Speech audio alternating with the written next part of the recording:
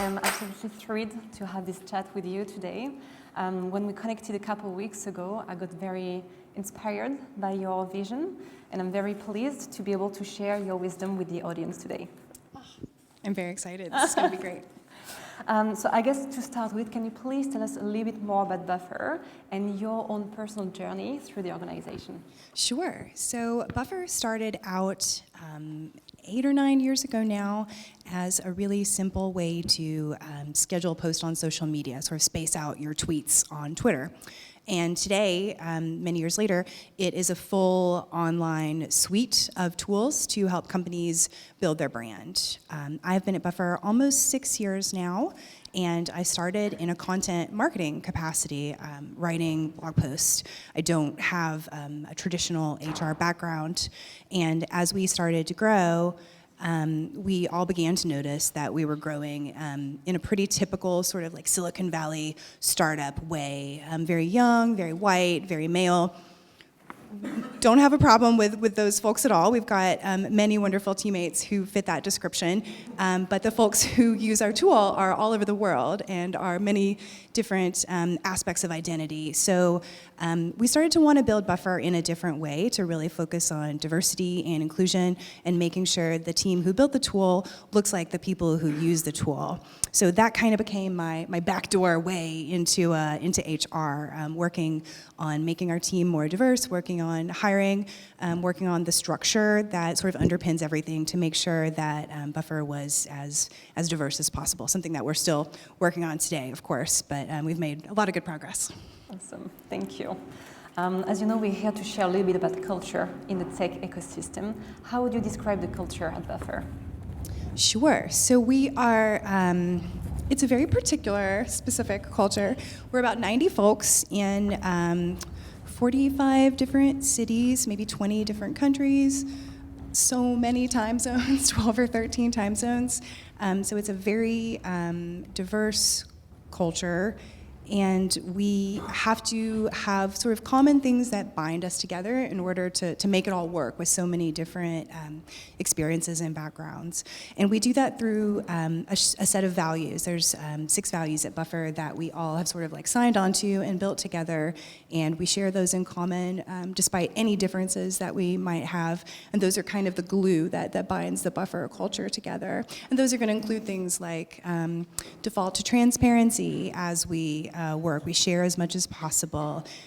We focus on positivity and gratitude, so you can assume the best in any communication that you receive from someone else at Buffer, and other aspects like self-improvement and reflection that sort of help make sure that we're all working toward the same goals. Yeah.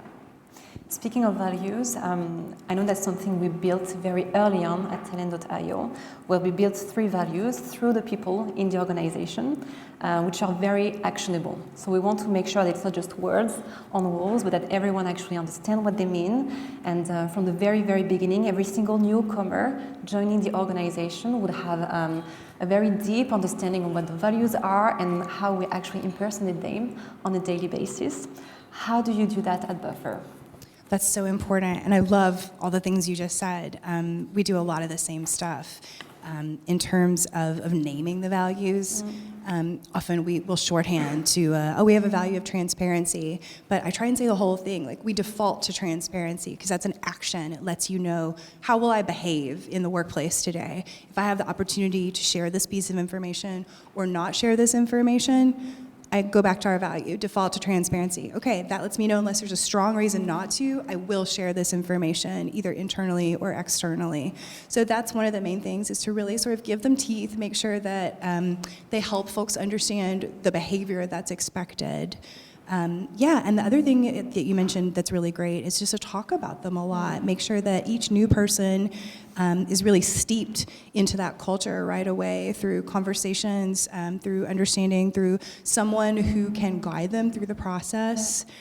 So our onboarding includes a role buddy, so that's someone who helps you understand what your job is and all the tools you might need to do it. And we also couple that with a culture buddy whose sole job is to explain to you how things work at Buffer, what is expected of you in terms of behavior, communication, values.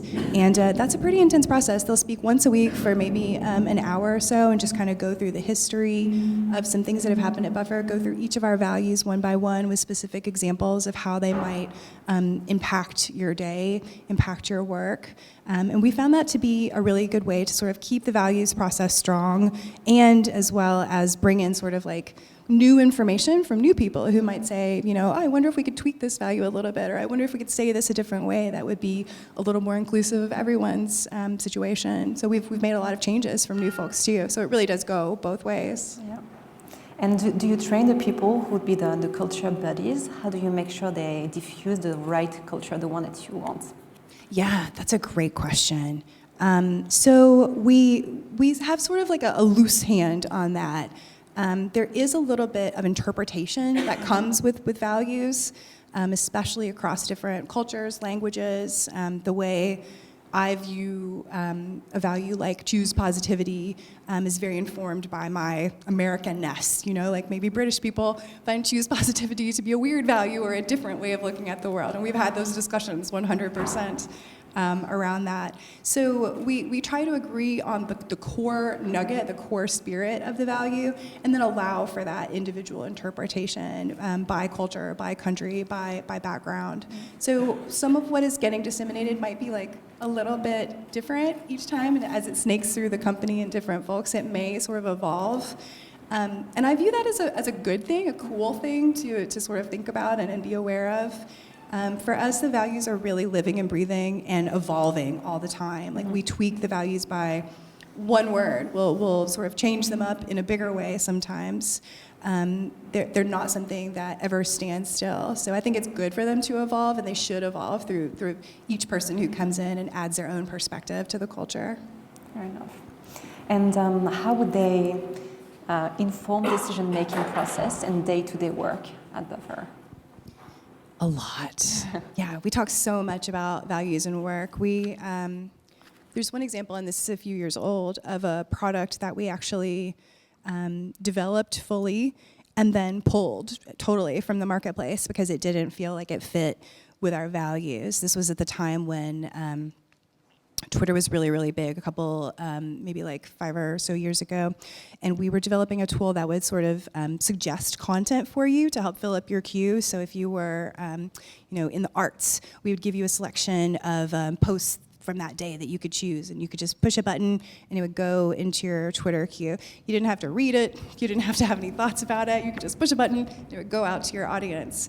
It was very easy to curate a nice Twitter feed, and all the articles were good. We had made sure of that. But the more we thought about it, it wasn't really an authentic way of doing business, and it really didn't fit with our values and what we wanted to give to the world. So we had to make the tough decision to say, like, this isn't going to work for us. As much as customers really did like it, it didn't make the cut. And so we had to say to them, like, look, this doesn't really fit with what we're trying to do, and pulled it.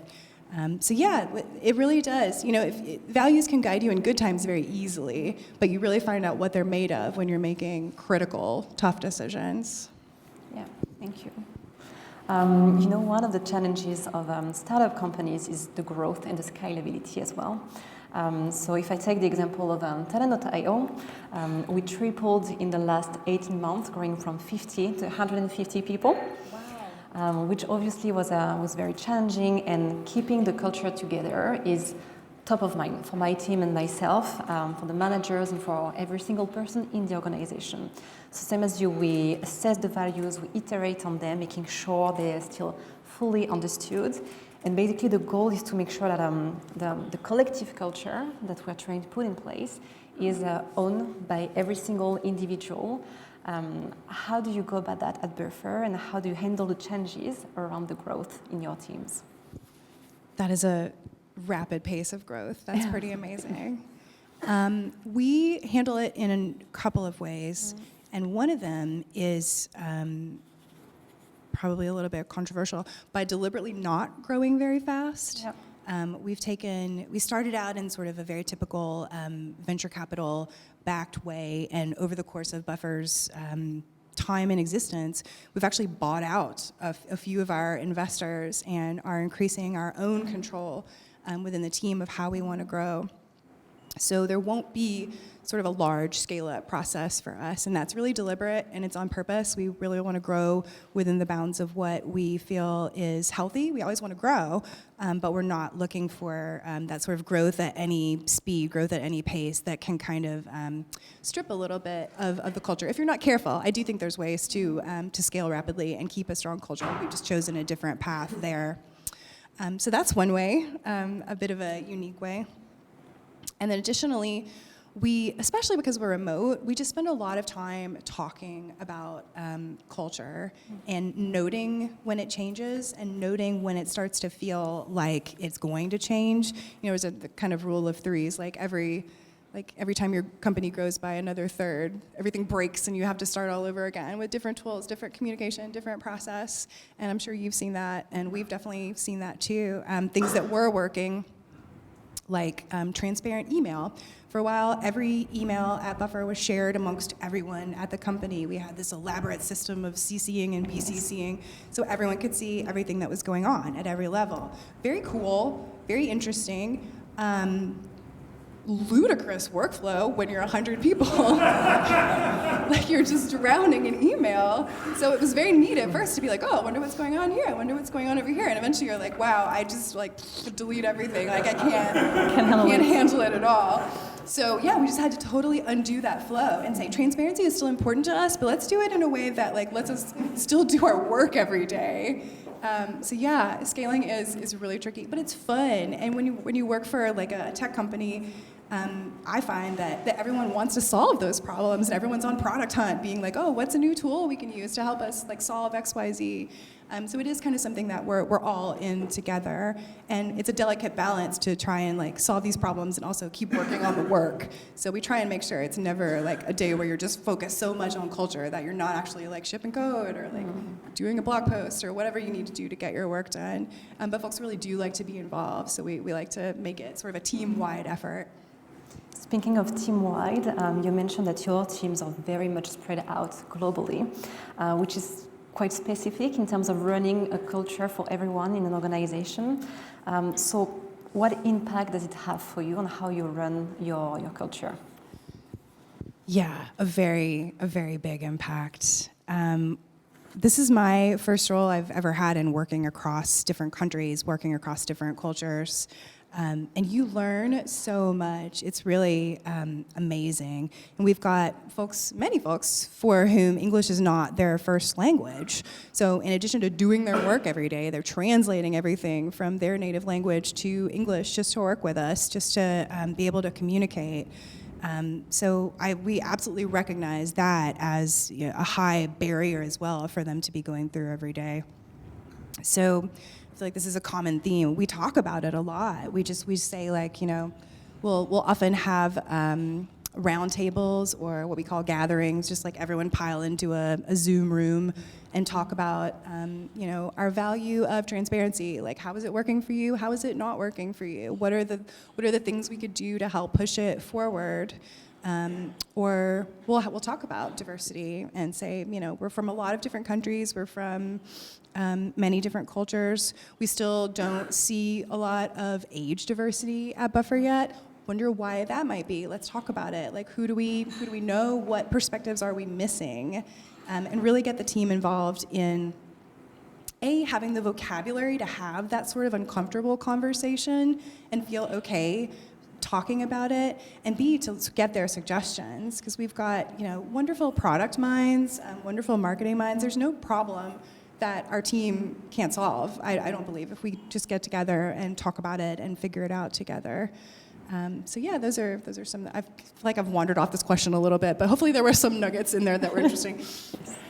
Well, definitely. And beyond the languages in the different countries, you have the cultural aspect as well.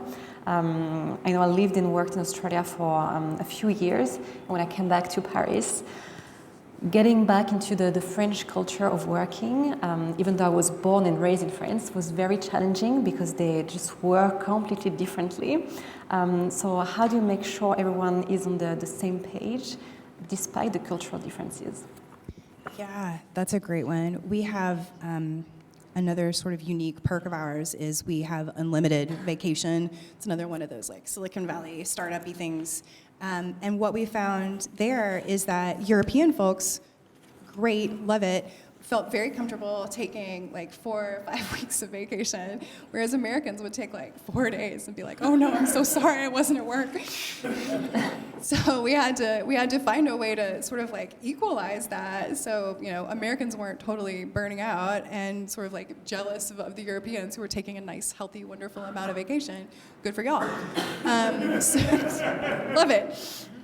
So yeah, we ended up doing a minimum amount of vacation. And this is something we'll often do, kind of like come up with a common denominator and start there as kind of like a guideline for people. So now everyone basically must take at least 3 weeks of vacation, which I know is like not even a lot by y'all's standards, but for America, it's like, wow, that's a lot of time away. So yeah, that's kind of the thing we end up doing is trying to figure out like where the middle ground is between all the different cultures and understandings and start there. And it does take a lot of conversation because we never want folks to feel like they're having to give up pieces of who they are to come to Buffer. So instead we want to incorporate that. We often talk about sort of cultural add instead of culture fit. Like what will this person bring into our culture as opposed to what will we need to sort of like strip away for them to like join the mold of what Buffer is. So it's a really beautiful process of collecting all these different wonderful perspectives from all around the world and putting them into what we hope is a cohesive whole. Couldn't agree more. And I'll go back to Paris and tell everyone that we have 3 weeks holiday. We'll see how that turns out. They would riot. Awesome. Well, you actually said something very interesting around culture fit and what people will actually bring to the organization.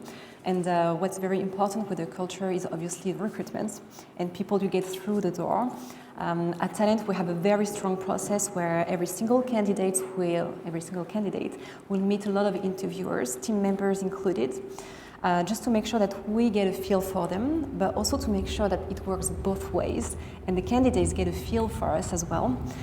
So whenever they come into Talent, they already know the environment, they feel that they belong there.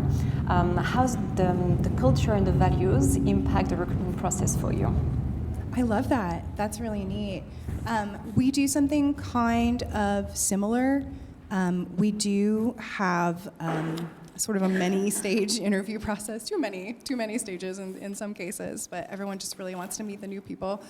And we do try and make sure that every sort of interview process is as diverse as possible, make sure we're showing off all the different facets of Buffer within an interview process. So we'll look at gender split, we'll look at ethnicity, we'll look at time zones and geography, and make sure that the candidate is kind of having as diverse of an experience as possible with Buffer. And we've totally changed our entire interview process from the time that I came on at Buffer to focus a little bit more on diversity. We used to have this very fun but really freewheeling process where we would say like, oh, tell me about you, and kind of like just kind of let it flow from there, which is a great way to get to know people. It's also a great way to introduce a lot of unconscious bias into your process. So now we have a very structured interview process. We ask the same questions, mostly in the same order to every single candidate, and it took some getting used to because it does like makes you feel a little bit robotic when you're doing the interviews and asking the same questions in the same order to everyone. But it is kind of the best way to have that apples to apples comparison and make sure that we're not unconsciously favoring someone who may like the same things that we like to do in our spare time, or that we just get along with conversationally, because that's not necessarily the person who's going to bring the most value to your organization. You may need someone who it's tough for you to talk to conversationally. Maybe that person is going to bring that sort of like creative friction that you need to really like get new ideas off the ground, or maybe they're just going to be that piece that you've been missing from the organization. So yeah, we've got a very structured interview process, and we really work hard recruiting-wise to make sure that we are reaching out to underrepresented groups, underrepresented communities, make sure that everyone knows about Buffer. Because we truly believe that like remote work is possible for so many different types of companies, so many types of people, and it's something that really motivates us to make sure that people know these options are out there, that they're open to people. So yeah, we work really hard on that too. We can always work harder. There's a lot we need to improve, but I'm happy with some of the progress we've made. Awesome. Maybe one last question before we jump into Q&A. In your experience, if you had to share advice with the crowd here, when is the right time in the startup life cycle to actually start focusing on the values? Yeah, that's a great one. We started really early at Buffer because our founder, Joel, was reading something from Tony Hsieh at Zappos. Zappos is a company that we really admire for their values, their focus on customer support. And Tony Hsieh was interviewed saying that if he had it to do all over again, the biggest change he would make is to start thinking about values much earlier at Zappos. So that really struck us. Like a company that's so well known for their values would have started a lot earlier on that. So we started when we were 7 or so people. It was before I arrived at Buffer, but I've heard a lot of lore about the process, how it all went down. I know it can feel like the last thing you want to do in those early stages. You're just focused on like getting the product off the ground. But I think the earlier, the better, absolutely. I think there's no time too early to focus on values. Because it is, again, it's going to be the thing that drives those tough conversations, those difficult decisions. And if you don't have a sort of value system to fall back on in those moments, it can be very tempting to make decisions that are a little outside of your character or a little outside of what you would normally do, how you want to run your business. So it's a little bit of added accountability to have that value system in place and really codify it to say, this is who we are and this is not who we are. Like, this is how we operate and this is what we will not do. So yeah, the sooner the better. Thanks for sharing your vision. We have a few minutes actually for any questions that you may have.